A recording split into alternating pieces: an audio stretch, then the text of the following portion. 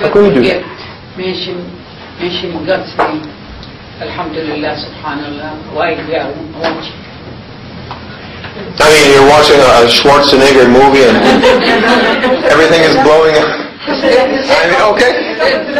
Alhamdulillah, he's beating the bad guys. Let me take. When there is something wrong, we say astaghfirullah. We say go there. Astaghfirullah. Can't watch this. So we better not go to And I'm just again, I'm putting the issue on the table. We're having a discussion about. Go ahead. I'll just say, like, they have to have a schedule. Remember, if you read the Quran today, first of all, I don't go to the movie, but I'm talking to people who wants to go. If you read the Quran for the day, if you prayed and did all that you're supposed to do, you might not even not have time to go to the movie. But if you're one of those who wants to go, first of all, you have to choose the movie that it doesn't have anything haram in it. Absolutely. You know, and so you don't get it should be educational, not all the other stuff, yeah. And then before you have time for the movie, you have to make time for Allah. Finish the Allah stuff. And then when you do for Allah, it's like Quran and good deed and talking nice. And if you talk on the phone, if somebody's gossiping, don't involve and just say pray for the other person, stuff like that. I would do this.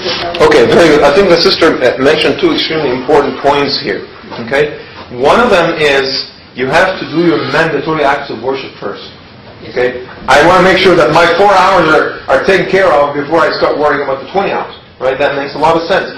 If you say, you know, I'm a great Muslim, I'm a very good Muslim, involved in the community, I mean, I don't even have time to do my 5 daily prayers. Would that make any sense to you? I'm so involved in da'wah that I have no time to pray. I make dua all the time that, you know, I don't even have time to pray. That doesn't make any sense. It doesn't matter what kind of good deed you do unless your mandatory, the fundamental pillars of Islam are taken care of. Okay? So we have to make sure that the 4 hours are taken care of first before I start worrying about this. That's what the sister said. So you do your daily prayers, you fast in Ramadan, and you do your charity. You avoid halal, you avoid the haram, and you do the halal. Okay? That makes sense to all of us. In addition to that, a good intention cannot turn something haram into halal. Right? You cannot say, you know, my neighbor is causing a lot of noise in my neighborhood, so that's why I killed him. Right? His CD players is always extremely loud. So I had to, you know, fight evil by killing my neighbor.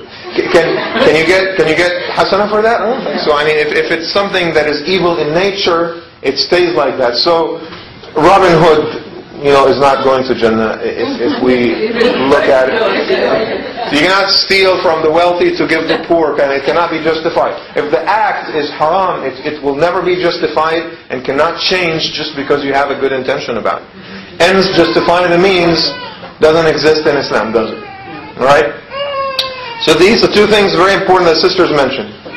You establish your mandatory acts of worship, and then you make sure that you only do things that are halal. So going to the movies to watch something inappropriate and have a great intention about it is not going to make any difference. It's still haram because it's haram by nature. Right? So that takes care of that. Now, how do we deal with these acts of worship, you know, themselves? I'm sorry, these mundane activities that we do on a daily basis. What are the things that you guys do on a regular basis? Something that you have to do every single day?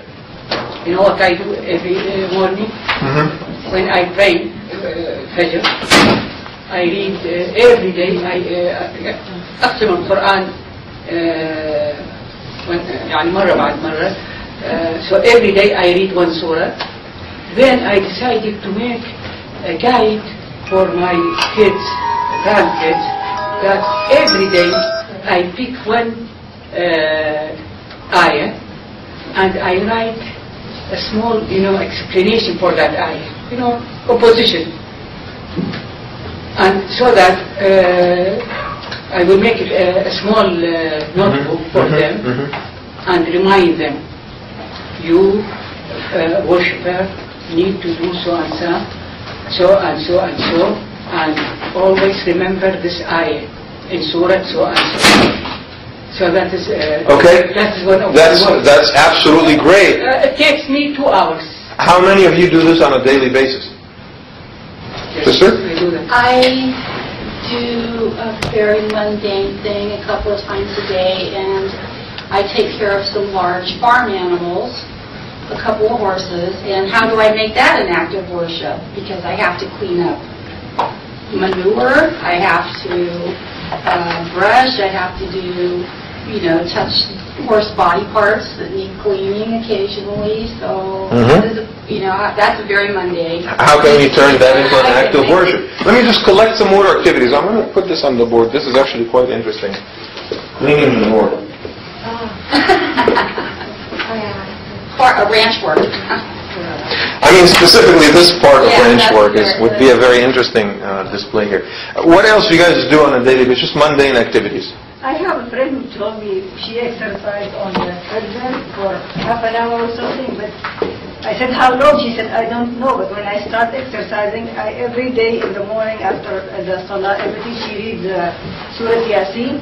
She has memorized it, so the time it goes with that. When she finishes the surah, she just stops. So it is working out on the treadmill is a mundane activity. She turns that into something useful by reciting Surah Yasin. Later on, I'll tell you why this is not enough, but we'll get to that. Anything else you guys do on a daily basis? Cooking? Yeah, cooking. A lot of cooking. I want to spend my 20 hours just cleaning, taking care of kids, cooking, having guests, so I don't know if it's useful or not. Yeah, or good deeds. Good point. I don't know.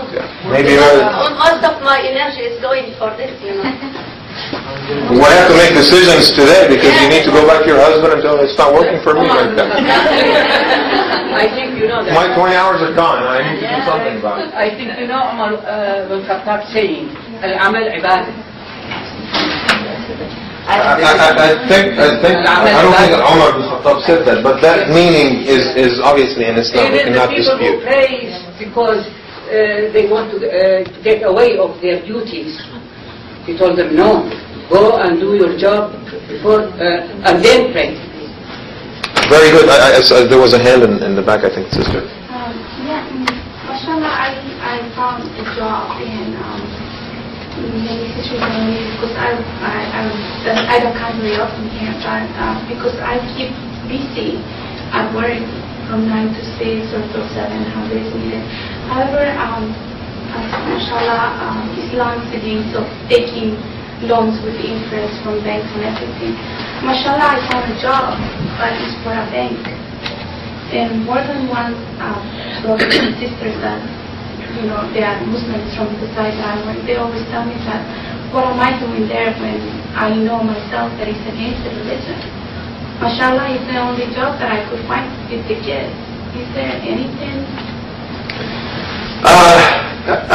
I'll try to address your question, inshallah, later in this lecture.